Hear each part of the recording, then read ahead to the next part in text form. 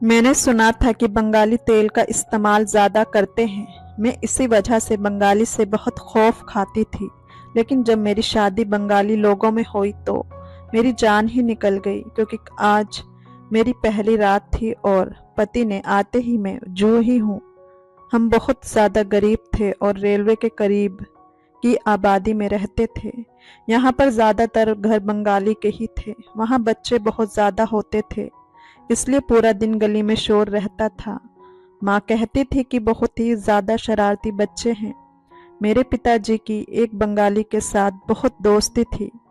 वह हमारे पड़ोसी भी थे। मेरे पिताजी ने कहा कि हम बड़े परेशान हैं, समझ नहीं आती क्या करें। बेटी की उम्र निकलती जा रही है, लेकिन दहेज ही जमा नहीं हो रहा है तो शादी कैसे करेंगे, क्योंकि बिटिया तो दहेज के साथ ही जाती हैं।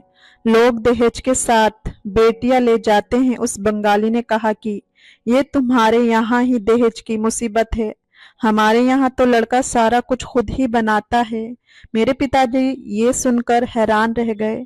उसने बताया कि कुछ बंगाली होते हैं जिसमें लड़का दहेज भी खुद बनाता है, लड़की के लिए सोना भी बनाता है और लड़की के घर में जो खाना पकता है उसके पैसे भी देता है। और उसके अलावा अगर लड़की खूबसूरत हो तो उसके पिता अगर कोई और शर्त रखना चाहे तो वह भी लड़कों को पूरी करनी पड़ती है। मेरे पिताजी ने कहा कि मेरी बेटी की शक्ल और सूरत तो बहुत ही अच्छी है, अब शादी की उम्र भी हो गई है। उसकी माँ कहती है कि इसकी शादी के बारे में सोचो, शादी होते होते भी 2-3 साल लग जाते हैं। अगर उम्र निकल गई तो लोग उल्टी सीधी बातें करेंगे।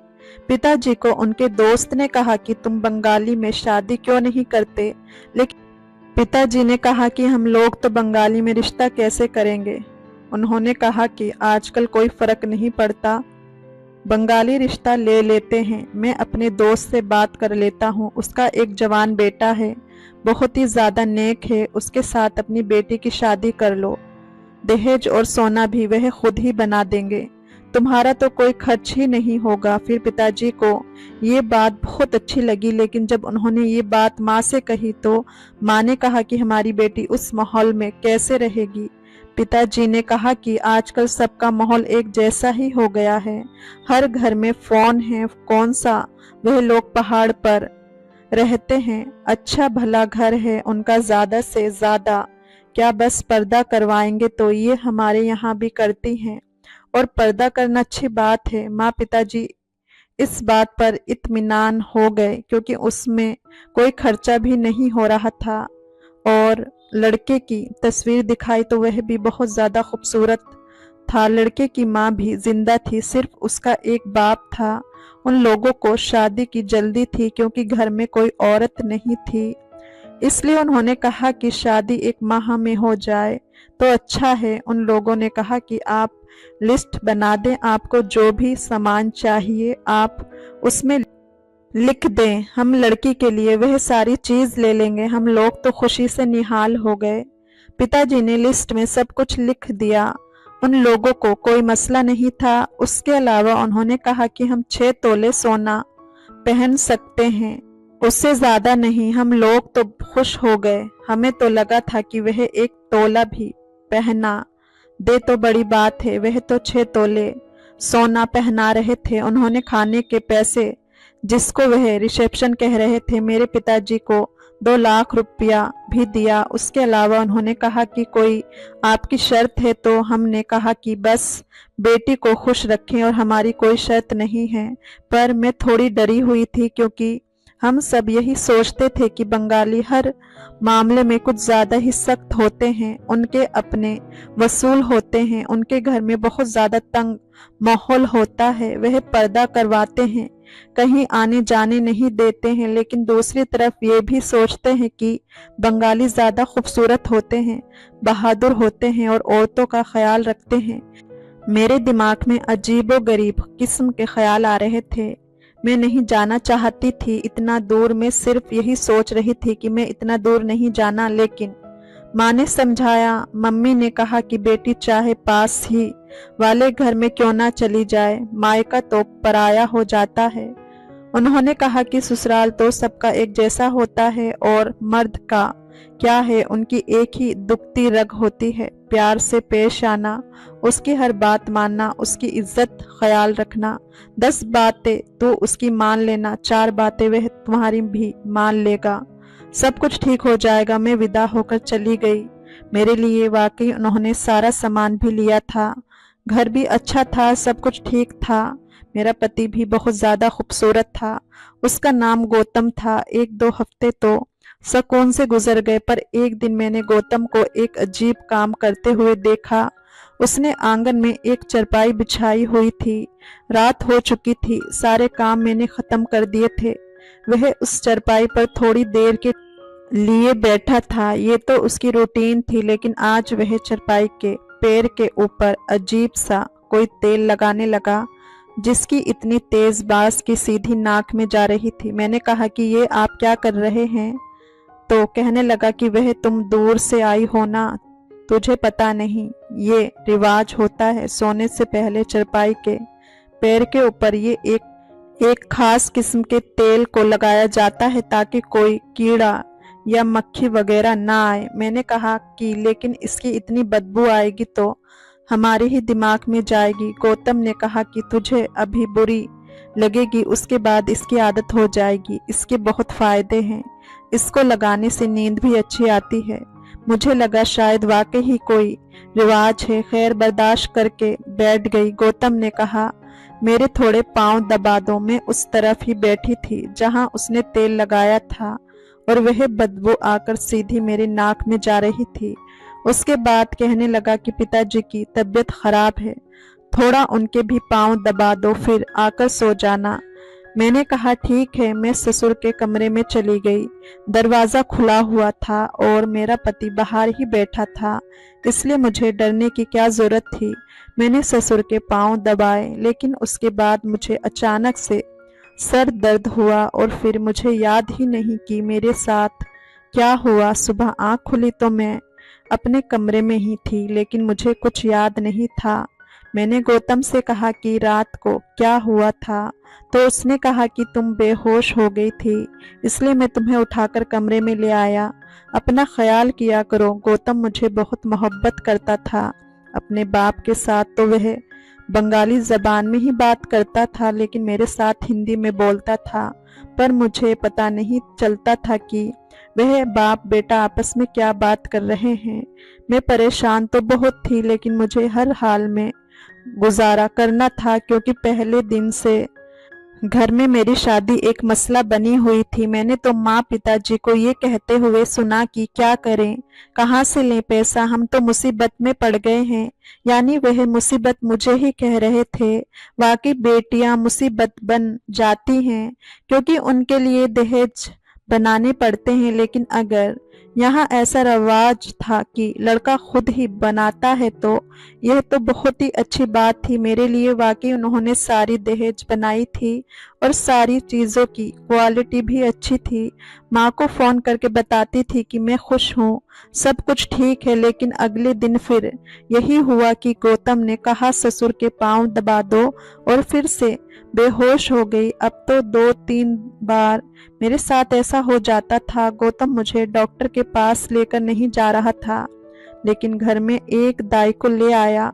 उसने कहा कि कहीं तुम्हारा पाँव तो नहीं भारी। मैंने कहा मुझे नहीं पता।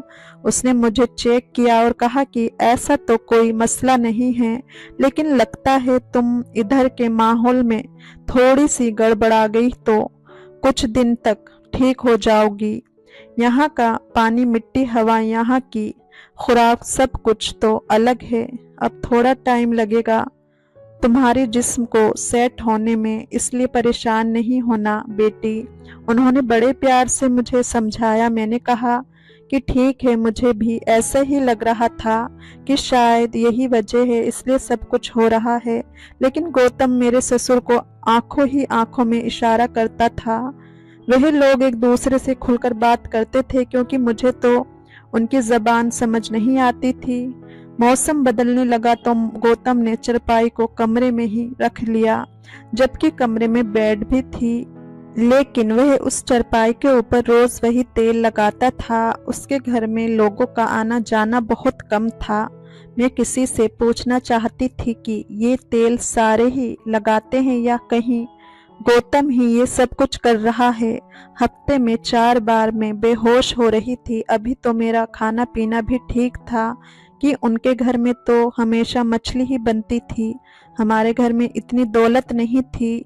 हम लोग दाल खाकर ही गुजारा करते थे। यहाँ आकर तो मेरी सेहत अच्छी होनी चाहिए थी, लेकिन ये सब कुछ क्यों हो रहा था? यहाँ की औरतें मुझे अजीब नजरों से देख रही थी। ऐसा लगता था कि किसी जानवर को चिड़ियाघर में बंद कर दिया है और सारे उसे देख रहे हैं। वे कह रही थी कि कहाँ से लाए हो उसको, ये यहाँ पर कैसे रहती है? वैसे इस हवाले से मुझे कोई मसला नहीं था। मेरा पति मुझे अपने साथ कहीं लेकर नहीं जाता था।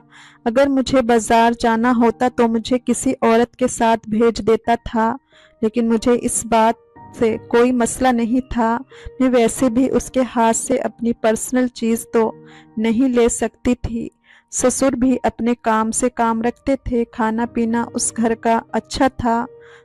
जिंदगी गुजर रही थी, लेकिन ये जो कुछ भी हो रहा था उससे मैं काफी परेशान थी। और फिर एक दिन कुछ ऐसा हुआ कि मेरे दिल में एक बहुत बड़ा शक बैठ गया। एक दिन मैं सुबह उठी तो मेरे चेहरे पर अजीबो गरीब निशान थे।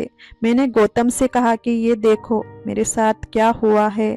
रात को तो मैं ठीक थी, पर कब बेहोश हुई थी ये किस वक्त हुआ? तो गौतम मुस्कुराकर वहां से चला गया। मैंने कहा मेरी बात का जवाब तो दे दो। कहता था कि तुम बिल्कुल बुद्धू हो, तुम्हें किसी बात का पता नहीं है। ये बोलकर वहां से चला गया और मैं हैरान रह गई, क्योंकि मुझे याद नहीं था कि वह सब कुछ कब हुआ था। एक बार एक औरत घर आई। मेरे ससुर भी नहीं थे और गौतम भी बाहर था। उसने मुझे कहा कि चीनी, तो मुझे समझ आ गई कि वह शक्कर मांगने आई है। फिर मैंने उसे चीनी दे दी तो उसने चारपाई की तरफ देखा और कहा कि ये क्या हुआ है। मुझे उसकी समझ नहीं आ रही थी, क्योंकि तेल लगाने की वजह से चारपाई का सारा पाया बिल्कुल ही गंदा हो गया था। मैंने कहा कि वह तेल इस पर लगाते हैं इसलिए। तो बोली कौन सा तेल? मैंने कहा कि जो यहाँ पर लगाया जाता है वही वाला। उसने कहा ऐसा तो कुछ भी नहीं होता, इधर उसको धोल दो नहीं तो चारपाई खराब हो जाएगी। वह कच्ची पक्की हिंदी में बोल रही थी। मुझे उसकी ज्यादा बातें समझ नहीं आई, लेकिन मुझे इतना जरूर समझ आ गया कि वह ये कहना चाह रही थी कि इस पर तेल क्यों लगाया है। और जिस तरह वह हैरान हुई थी उसका मतलब कि यहाँ पर ऐसा कुछ नहीं होता था। फिर गौतम ये सब कुछ क्यों कर रहा था, ये मेरी समझ से बाहर था। मैं ससुर के कमरे में जाते ही मैं बेहोश क्यों हो जाती थी? मेरे सर में दर्द होता था कि मुझे मुझे अपना आपा संभाला नहीं जाता था। रात में मैं बेहोश रहती थी। मुझे पता ही नहीं चलता था कि मेरे साथ क्या हो रहा है। शादी हुई थी। गौतम ने अभी तक मायके नहीं भेजा था। उसने कहा था कि बार बार नहीं भेज सकता। माँ पिताजी तो चुप थे, क्योंकि वह कहते थे कि हम लड़की वाले हैं, ज्यादा बात करेंगे तो तुम्हारे लिए ही मसला होगा। मेरा बहुत दिल कर रहा था यहाँ से जाने का, पर कोई जाने ही नहीं दे रहा था। शादी को 5 महीना हो गए थे। 5 माह में इंसान एक चक्कर तो लगा ही लेता है। मैं यहाँ पर परेशान भी बहुत थी, लेकिन फिर भी गौतम ने कहा कि इतनी दूर तुम्हारा घर है, फिलहाल मेरे पास किराए के पैसे नहीं हैं। अगले महीने में तुम्हें ले जाऊंगा, फिर बेशक 3 महीने तक रहना, मुझे कोई फर्क नहीं पड़ेगा। मैं इस बात पर खुश हो गई कि चलो देर से ही सही, पर महीने के लिए जाऊंगी। पर जाने से पहले मुझे ये जरूर जानना था कि इस घर में क्या हो रहा था। एक दिन गौतम से कहा कि दिल घबरा रहा है, तो उसने कहा कि पास वाली आंटी के घर चली जाओ। उनके पास गई तो उनकी बहू पढ़ी लिखी थी।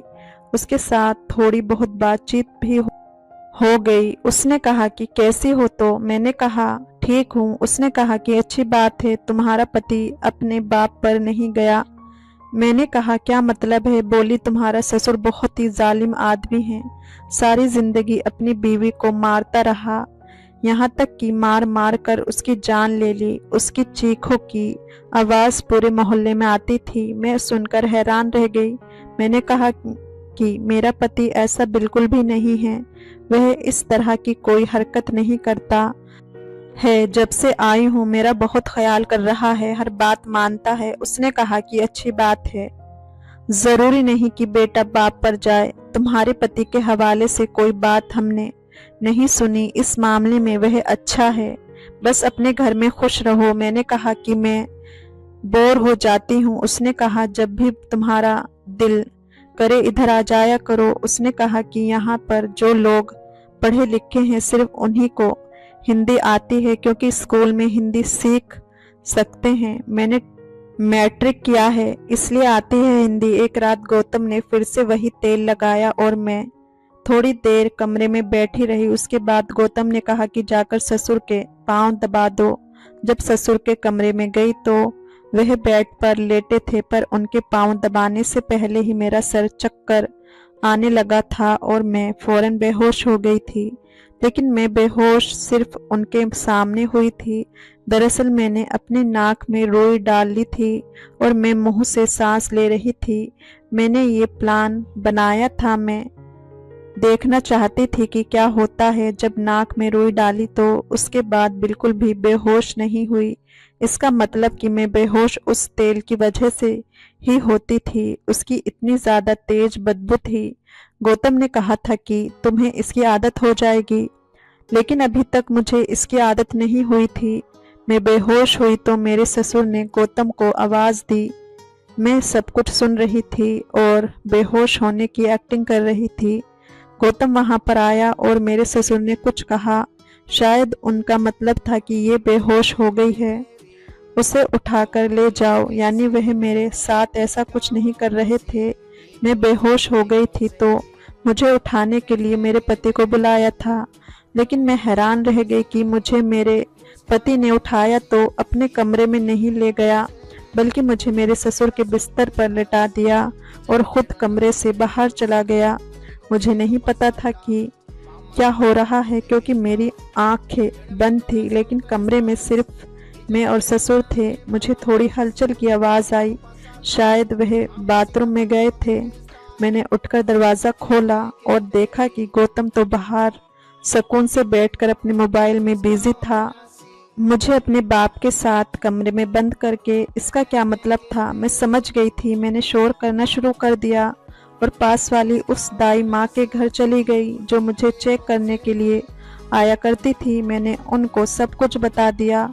उसकी बहू को मेरी जुबान समझ आ रही थी। वह लोग हैरान रह गए और मैंने वापस जाने से इनकार कर दिया। वहीं से फ़ोन करके अपने पिताजी को बुलाया।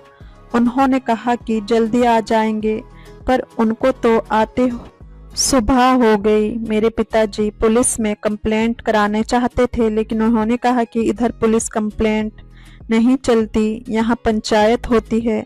शाम तक पंचायत बैठ गई। मुझे वहाँ पर जाने की इजाज़त नहीं थी, लेकिन मेरे पिता गए थे और उन्होंने पंचायत में जाकर सब कुछ बता दिया था। हम लोग बुरी तरह परेशान थे। मेरे पति ने शायद मेरे साथ ये इसलिए किया था क्योंकि मैं उसकी जात की नहीं थी, तो उसने सोचा कि ये तो वैसे ही बाहर वाली है, इसके साथ यही करना चाहिए। दोनों बाप बेटे मिलकर मेरे साथ गलत कर रहे थे। जो तेल वह चरपाई पर लगाया करता था, उस तरह का वहाँ कोई रिवाज नहीं था। बस वह मुझे बेवकूफ़ बना रहे थे। तो प्यारे दोस्तों, जहाँ तक हो सके हमेशा हमें अपने बिरादरी में ही शादी करनी चाहिए और माँ बाप को शादी करने से पहले हमेशा चाहिए कि वह अपनी बेटी के ससुराल की अच्छी तरह छानबीन कर लें, ताकि बाद में पछताना ना पड़े। हमारे बुजुर्गों को चाहिए कि हर हाल में अपनी औलाद जैसी लड़कियों को इज्जत दें। क्या आप मेरी बात से एग्री करते हैं? अपनी प्रतिक्रिया कमेंट बॉक्स में ज़रूर साझा करें। दोस्तों, कहानी अच्छी लगी हो तो वीडियो को लाइक, चैनल को सब्सक्राइब ज़रूर करें। मुझे सऊदी अरब में रहते हुए कई साल बीत चुके थे। मैंने वहाँ की भाषा में भी महारत हासिल कर ली थी। मेहनत मजदूरी करना मुझे हमेशा से बोझ लगता था, लेकिन पिता की मृत्यु के बाद जब व्यावसायिक जीवन में कदम रखा तो होश ठिकाने आ गए। तब समझ आया कि जिंदगी फूलों की सेज नहीं है और रोजी रोटी कमाना कितना कठिन होता है। जब काम धंधे में हाथ डाला तो हर तरफ से धोखे का सामना करना पड़ा। ज्यादा मेहनत करने पर भी कम मजदूरी मिलने लगी।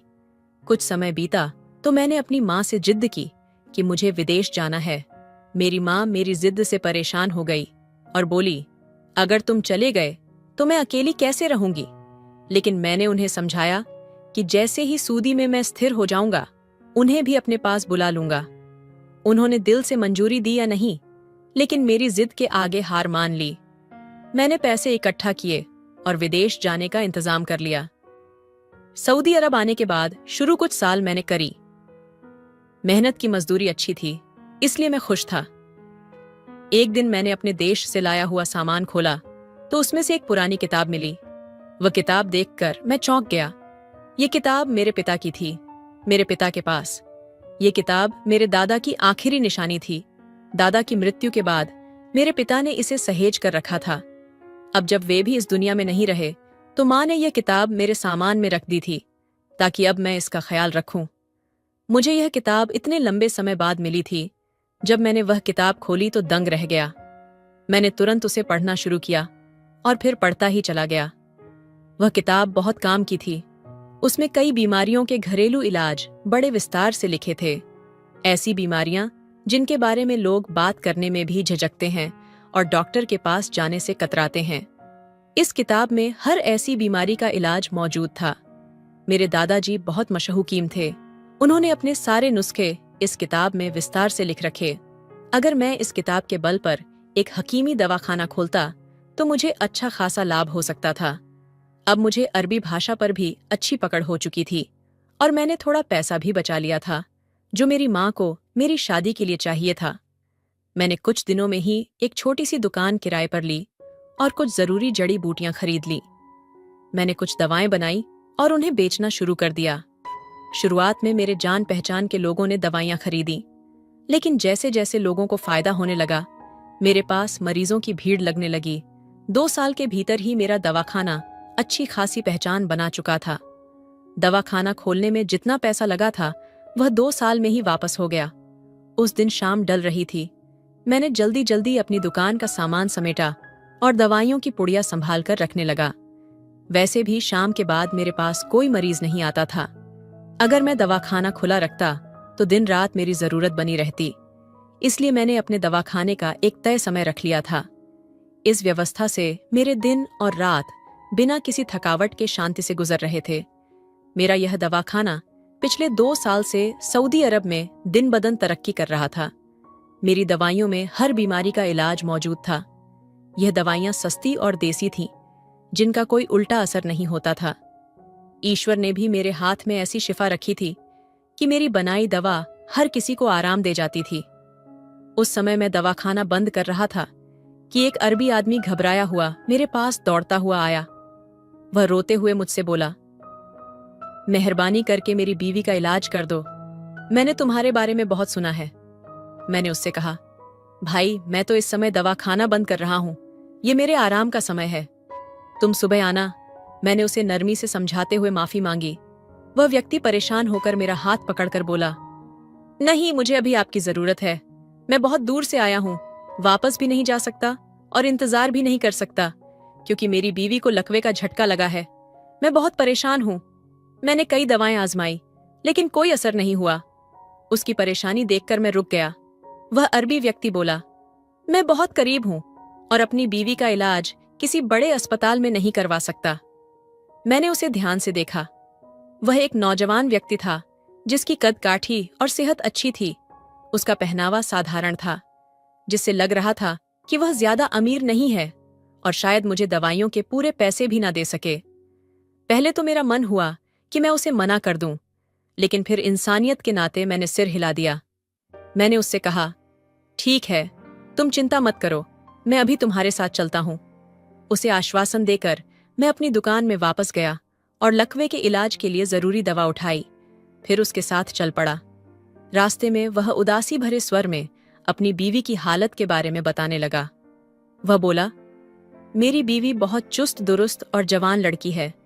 वह सारा दिन बिना थके घर का काम करती रहती थी, लेकिन 2 दिन पहले उसे लकवे का ऐसा झटका लगा कि वह बिस्तर पर पड़ गई है। अब वह न हिल सकती है, न कोई काम कर सकती है। वह अरबी व्यक्ति रोते हुए कहने लगा, मुझे अपनी बीवी से बहुत मोहब्बत है। अगर मेरे बस में होता तो मैं उसे सारी जिंदगी बैठाकर खिलाता, लेकिन मेरी समस्या यह है कि वह बिल्कुल जवान है। उसके लिए यह बहुत बड़ी मजबूरी थी कि वह बिस्तर पर लाचार पड़ी रहे। वह अपनी हालत पर बहुत रोती थी। हमेशा फुर्ती से काम करने वाली लड़की अब जिंदगी भर बिस्तर पर नहीं रह सकती। मैंने उसे तसल्ली दी और कहा, चिंता मत करो, अगर अल्लाह ने तुम्हें मेरे पास भेजा है तो यकीनन उसने मेरे हाथों में तुम्हारी बीवी के लिए शिफा भी रखी होगी। मेरी तसल्ली पर वह अरबी थोड़ा शांत हो गया। जब तक हम उसके घर पहुंचे, रात हो चुकी थी। उसने मुझे घर के अंदर ले जाकर लाइट जलाई और सीधे अपने कमरे में ले गया। सामने बिस्तर पर एक जवान लड़की चादर उड़े पड़ी थी। उस अरबी ने मेरे लिए बिस्तर के पास एक कुर्सी रखी और अपनी बीवी की चादर ठीक करने लगा। उसी समय मेरी नजर उसकी बीवी पर पड़ी और उसे देखकर मैं ठिठक गया। वह बेहद खूबसूरत लड़की थी। उसकी त्वचा चमकदार और रंग दूध जैसी सफेद थी। वह वाकई बहुत जवान थी। मैं उसे देखता ही रह गया। मुझे यकीन नहीं हो रहा था कि उस गरीब अरबी की बीवी इतनी राजकुमारी जैसी खूबसूरत होगी। मैं उसकी किस्मत पर हैरान था कि ईश्वर ने कैसे किसी किसी को ऐसी नियामत दी है। मेरे पास बहुत सी मरीज महिलाएं और लड़कियां आती थीं, लेकिन किसी ने भी मेरी इतनी गहरी नजरों को नहीं खींचा था। अचानक मेरी नीयत खराब होने लगी।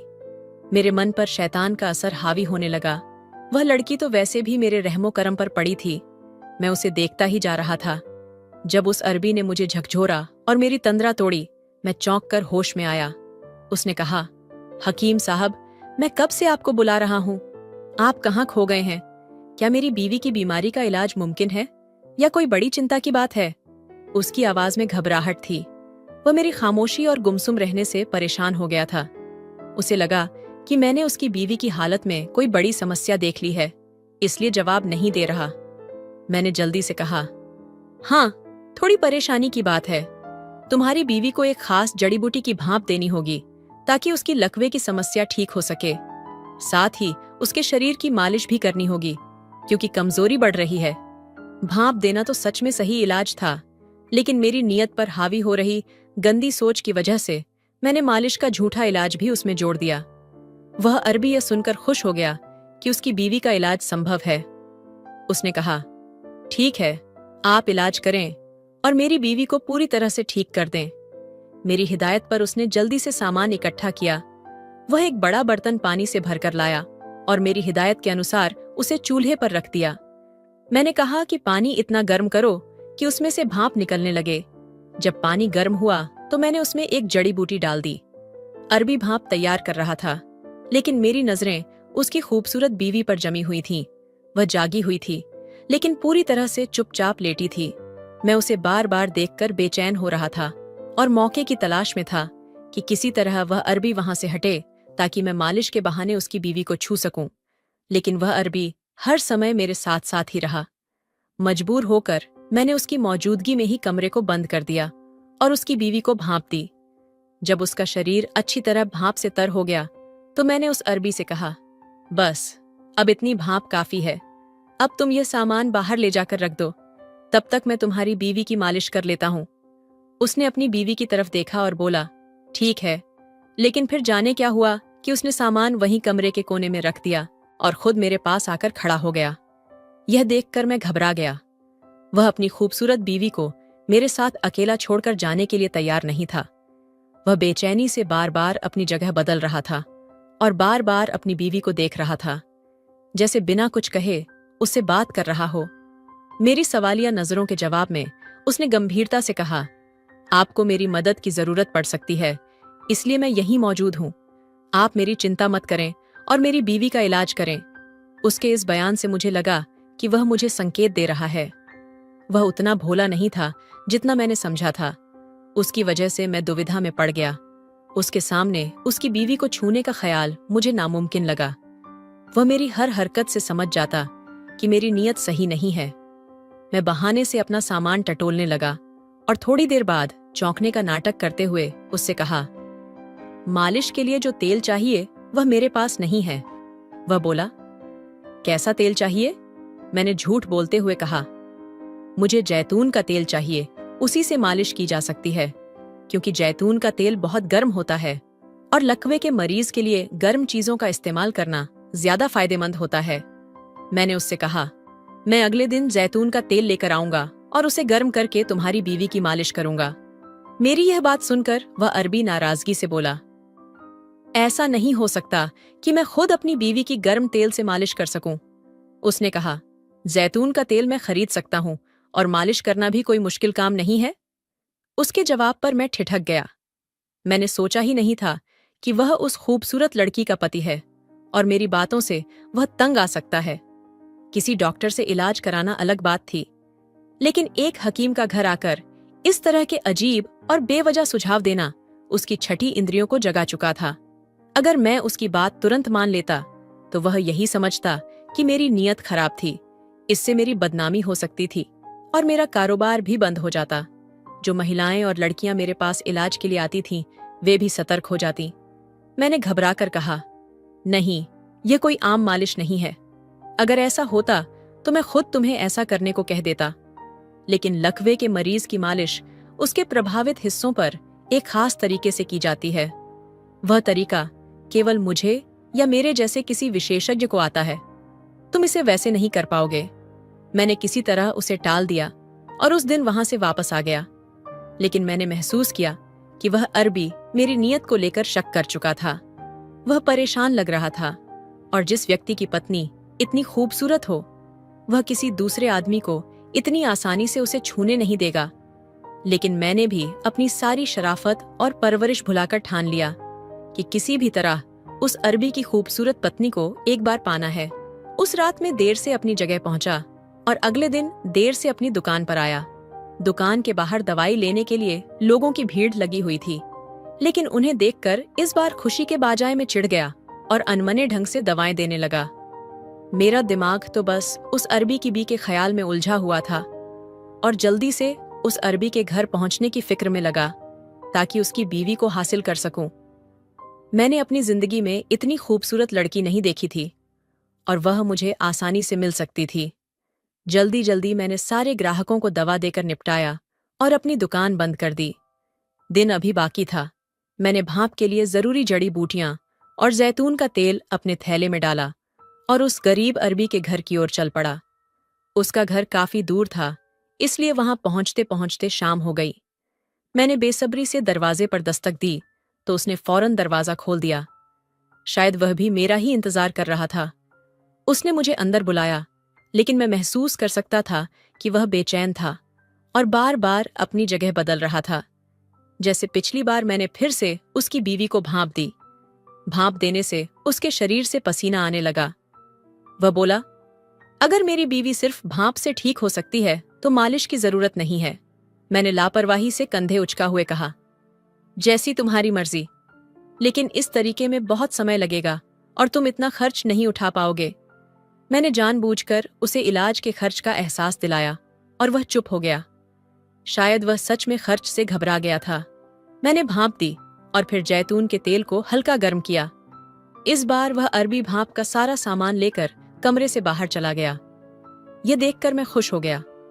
मैंने जल्दी से उस लड़की को छुआ, लेकिन जैसे ही मैंने उसे हाथ लगाया, अचानक उसके शरीर में हलचल हुई। जो मैंने देखा उससे मेरे होश उठ गए। मैं पीछे हटते हुए लड़खड़ा गया और मेरी इस हरकत से पास रखे कांच के गिलास के गिरकर टूटने की आवाज ने सन्नाटा तोड़ दिया। उस आवाज को सुनकर वह अरबी तुरंत भागता हुआ कमरे में आया। मैं हक्का बक्का होकर उस लड़की को देख रहा था, जबकि वह अरबी घबराकर मुझसे पूछने लगा, क्या हुआ, कोई परेशानी है? वह अपनी बीवी को देख रहा था, जो अभी भी बिस्तर पर चुपचाप पड़ी हुई थी, लेकिन मेरी जुबान बंद हो गई थी। जो कुछ मैंने देखा था उसे बताने की हिम्मत मुझ में नहीं थी। अगर मैं कुछ कहता तो मेरी पोल खुल जाती। मैं घबराकर अपना सामान उठाया और वहां से निकल आया।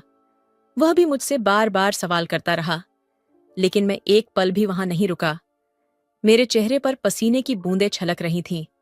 मुझे नहीं पता कि मेरे जाने के बाद उस अरबी की क्या हालत हुई होगी, क्योंकि वह मेरी घबराहट देखकर रोने लगा था। मेरा दिमाग झंझना रहा था। ऐसा लग रहा था जैसे मैं कोई सपना देख रहा हूं। मेरी जिंदगी में पहली बार ऐसे मरीज से सामना हुआ था। मैं जैसे तैसे अपने घर पहुंचा और बिस्तर पर गिर पड़ा। मेरा दिमाग सोचों में उलझा हुआ था। जो कुछ मैंने उस अरबी के घर में देखा था, उस पर यकीन करना मुश्किल हो रहा था। गरीब अरबी की खूबसूरत बीवी के ख्याल में खोए खोए ही मुझे नींद आ गई।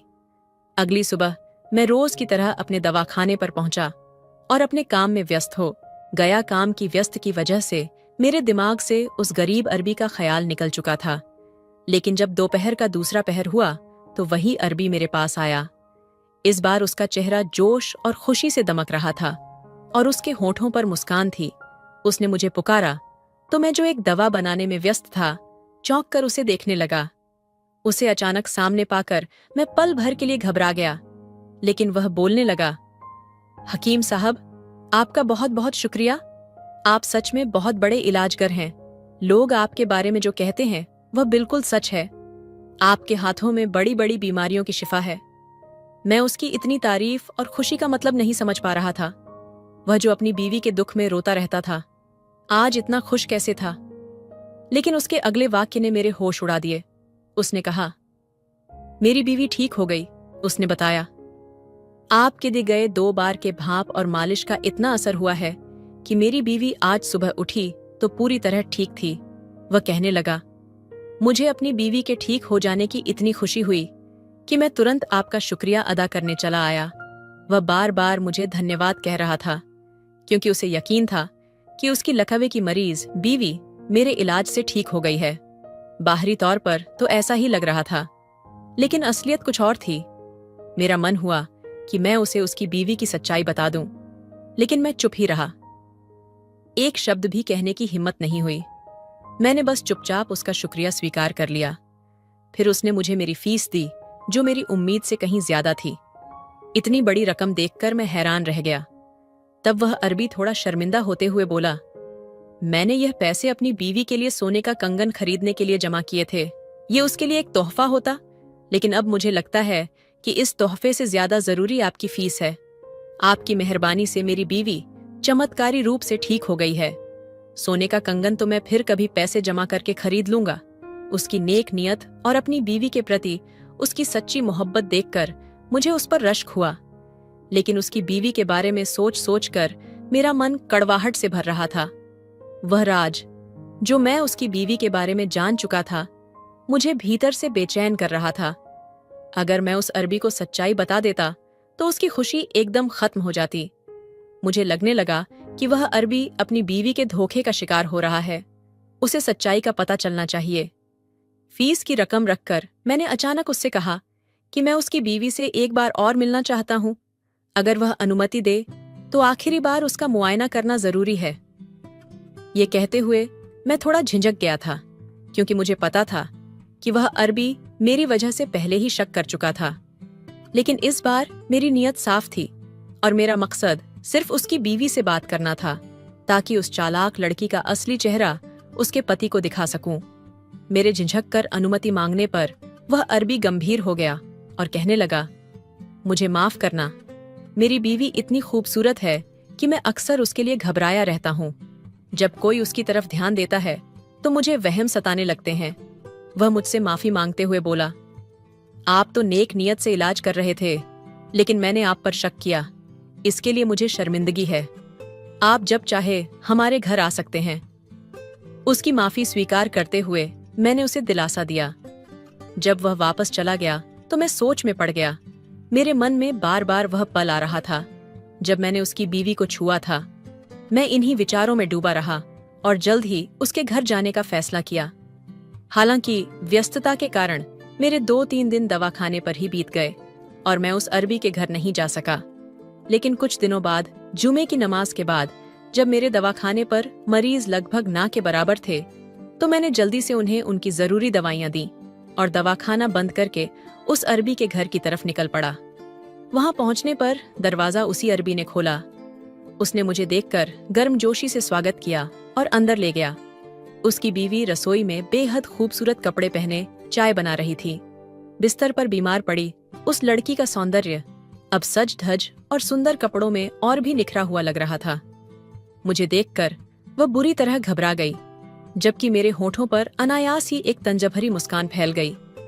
अपने पति के बुलाने पर वह मजबूरी में मेरे सामने आई और नजरें चुराते हुए हल्का फुल्का अभिवादन किया, फिर जल्दी से वापस रसोई में चली गई। वह अरबी मेरी खातिरदारी में लगा हुआ था, जबकि मैं उसकी बीवी से बात करने का सही मौका ढूंढ रहा था। वैसे तो मेरा इरादा यही था कि उस लड़की की सच्चाई उसके पति के सामने खोलूं, मगर मैं एक बार पहले उससे सच्चाई जानना चाहता था। जल्द ही मुझे मौका मिल गया। उस अरबी ने बड़े ही प्रेम पूर्वक मुझे रात के खाने के लिए रुकने का आग्रह किया, तो मैं रुक गया। वह खाने की तैयारियों के लिए बाजार से सामान लेने चला गया। उसका मुझ पर भरोसा इतना बढ़ गया था कि वह मुझे अपनी बीवी के साथ अकेला छोड़कर चला गया। ये बात मुझे अंदर ही अंदर शर्मिंदा कर रही थी कि मैंने इतने अच्छे इंसान की बीवी पर बुरी नजर डाली थी।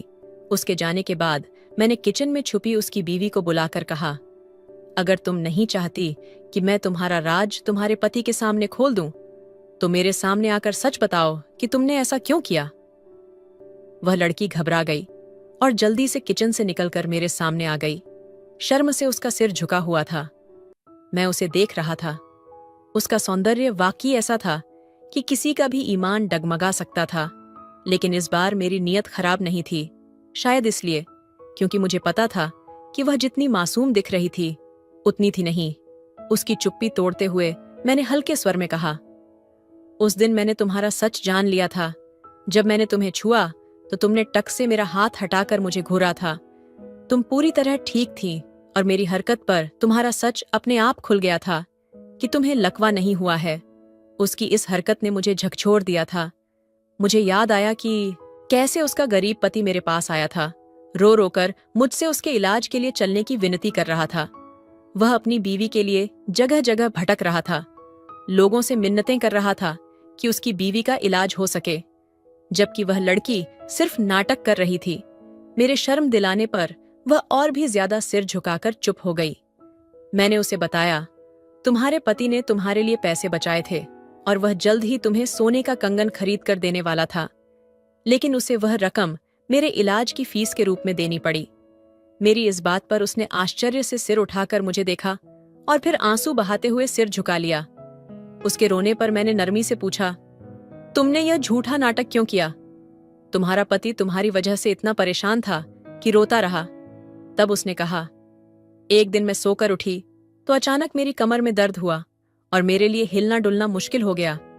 मैंने जोर से चिल्लाया और रोने लगी कि मैं हिलडुल नहीं पा रही। मेरे पति ने यह सुना तो वह बुरी तरह घबरा गया और मुझे सहारा देकर उठाने की कोशिश करने लगा। उसके चेहरे की हवाइयां उड़ रही थीं। वह बोली, मेरा पति मुझसे बहुत प्यार करता है, लेकिन उसके व्यवहार में हमेशा एक तरह का रौब और गंभीरता रहती थी। लेकिन उस दिन मेरी चिंता में उसका नया रूप देखकर मैं हैरान भी हुई और अच्छा भी लगा। जब उसने मुझे सहारा देकर उठाया तो मैंने दाएं बाएं करवट लेकर कमर का बल ठीक कर लिया। मैं सही हो गई थी, लेकिन मुझे एक शरारत सूझी। मैंने सोचा कि पति को थोड़ा परेशान करूं। उसने आगे कहा, मैं बिस्तर पर गिरकर नाटक करने लगी कि मेरा शरीर बेकार हो गया है। मेरे पति ने यह सुना तो वह घबरा गए और तुरंत घर से बाहर चले गए। उनके अचानक घर से बाहर जाने पर मुझे हैरानी हुई। मैंने सोचा कि जब वह वापस आएंगे तो मैं उन्हें सच बता दूंगी कि यह मेरी शरारत थी। लेकिन जब वह लौटे तो उन्होंने बताया कि वह एक डॉक्टर से बात करके आए हैं जो मुझे देखने आने वाले हैं। यह सुनकर मैं सच नहीं बता पाई। मुझे डर था कि अगर डॉक्टर आकर मुझे सही सलामत देख लेता तो मेरा पति मुझे झूठा मान लेता। डॉक्टर आया, उसने सरसरी तौर पर जांच की और दवा लिखकर चला गया। इस तरह उसके पति की गंभीरता और चिंता देखकर उसका नाटक लंबा खींचता गया। वह सच बताने से डरने लगी कि कहीं उसका पति गुस्सा ना हो जाए। वह बोली, मेरी मजाकबाजी मेरे लिए बड़ी मुसीबत बन गई, लेकिन जब तुमने मुझ पर गलत नियत रखी और मुझे छुआ तो मैं बर्दाश्त नहीं कर पाई और तुम्हारा हाथ झटके से हटा दिया। तुमने मुझे इस हालत में देखकर हैरानी हुई और तुम डर के मारे वहां से भाग गए कि कहीं मैं अपने पति को तुम्हारी नियत के बारे में न बता दूं। ये सब बताते हुए वह लड़की रोने लगी। उसने कहा, पति के डर से मैंने अगले दिन उठकर यही कहा कि मालिश और भाप से मैं ठीक हो गई हूं। मैं चुपचाप उसकी बात सुन रहा था। तभी उसका पति अंदर आ गया। उसे देखकर हम दोनों घबरा गए। वह अपना बटुआ घर भूल गया था, इसलिए पैसे लेने वापस आया था। उसने अपनी पत्नी की बात सुन ली। वह गंभीरता से अपनी पत्नी के पास गया और उसके आंसू पहुंचते हुए बोला, इसमें गुस्सा करने वाली कोई बात नहीं है। अगर तुम पहले दिन ही मुझे बता देती कि यह तुम्हारी शरारत थी तो मैं इतना परेशान नहीं होता। दोनों ने एक दूसरे से माफी मांगकर बात खत्म कर दी। मैंने शर्मिंदगी से उससे माफी मांगी और उसकी फीस उसे वापस कर दी। मैंने कहा, इस रकम पर मेरा कोई हक नहीं है। तुम्हारी पत्नी तो पहले से ही ठीक थी, मैंने कोई इलाज नहीं किया। मैं वहां से चला आया। इस बार उसने मुझे खाने के लिए भी नहीं रोका। बस जाते जाते उसने एक बात कही जो मुझे शर्म से जमीन में गाड़ देने के लिए काफी थी। तुम एक हकीम हो, अपने पेशे के प्रति ईमानदार रहो। लोग भरोसे के साथ तुम्हें अपने घर ले जाते हैं, इसका मतलब यह नहीं कि तुम उनकी इज्जत पर हाथ डालो। दोस्तों, आपको ये कहानी कैसी लगी? कमेंट करके जरूर बताएं। अगर आपको ये कहानी पसंद आई हो तो इसे लाइक करें और अपने दोस्तों के साथ शेयर भी करें। ऐसी ही नई और दिलचस्प कहानियों के लिए हमारे चैनल को सब्सक्राइब करें और हाँ, बेल आइकन दबाना ना भूलें ताकि आप हमारी कोई भी कहानी मिस ना करें। हम फिर मिलेंगे एक नई कहानी के साथ।